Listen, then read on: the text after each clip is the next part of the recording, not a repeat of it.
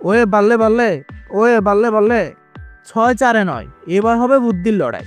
পাঞ্জাবের ক্যাপ্টেন আয়ার হাতে ব্যাট চোখে জ্যাব বলছে, এবার শুধু মারামারি না, জিততে হবে বুদ্ধি দিয়ে খেলা, একেবারে সোজাসাপটা পদ্ধতি। ওদিকে দিল্লির প্যাটেল ঠান্ডা মাথার স্পিনার বলে, আমরা বেশি কিছু বলি না, মাঠে বল গোড়ায় এমনভাবে যে ব্যাটসম্যান ভাবে ওভারটাই গুরু পাক। এই ম্যাচে থাকবে মারামারি, থাকবে ট্যাকটিক। তো আসুন তাছাড়া করা বিশ্লেষণ করি এই ম্যাচের। তো ভাই লোক, আমি হচ্ছি সমালোচক। আপনি যদি আমার চ্যানেলে নতুন হয়ে থাকেন, চ্যানেলটি সাবস্ক্রাইব করে বেল আইকনে ক্লিক করে পাশে থাকতে পারেন, এবং ভিডিও যদি পেজে দেখে থাকেন পেজটি ফলো করতে পারেন।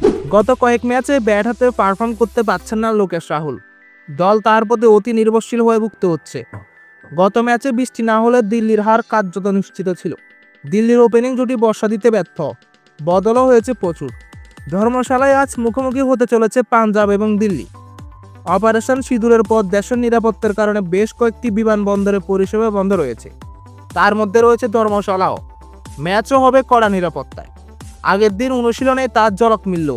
দু দলের কাছে বৃষ্টিও অদ্ভুত পরিস্থিতি তৈরি করেছে। পাঞ্জাবের একটু ম্যাচ বেচতে যাওয়ায় অস্বস্তি তৈরি হয়েছিল। দিল্লি ক্যাপিটালসেরও গত ম্যাচটি বৃষ্টিতে পণ্ড হওয়ায় টুর্নামেন্টে তুলনামূলক ভালোভাবে টিকে রয়েছে, কিন্তু এখান থেকে আর সুযোগ ফসকানোর জায়গা নেই। জিতলে টিকে থাকা, হারলে খাদের কিনারায় চলে যাওয়া। পরিস্থিতি কঠিন হয়েছে লোকেশ রাহুলের ফর্মের সঙ্গেই। অন্যদিকে পাঞ্জাব দুর্দান্ত ছন্দে। গত ম্যাচে এই মাঠে লখনৌ সুপার জায়ান্টসকে বিশাল ব্যবধানে হারিয়েছে তারা। বোলিংয়েও দুর্দান্ত ছন্দে রয়েছে পাঞ্জাব। অর্শদীপ সিং গত ম্যাচে একাই গুটিয়ে দিয়েছিলেন লখনৌকে।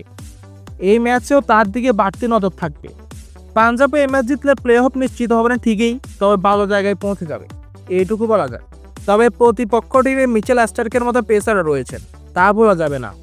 ধর্মশালার পিছে গত ম্যাচে পেসাররা সুবিধা পেয়েছেন। স্টার্কও যদি পাওয়ার প্লেতে দুর্দান্ত একটা স্পেল করতে পারেন, পাঞ্জাবকে চাপে ফেলা সম্ভব। দেখা যাক কি হয়, হাড্ডাহাড্ডি লড়াই হবে এবং যারা জিতবে তারাই টপ 4-এর দিকে এগিয়ে যাবে এবং অন্যরা চলে যাবে খাদের কিনারায়। তো ভিডিও ভালো লাগলে অবশ্যই লাইক দিবেন, শেয়ার করবেন এবং চ্যানেলটি সাবস্ক্রাইব করে বেল আইকনে ক্লিক করে আমাদের সাথে থাকতে পারেন। ধন্যবাদ, ভালো থাকবেন।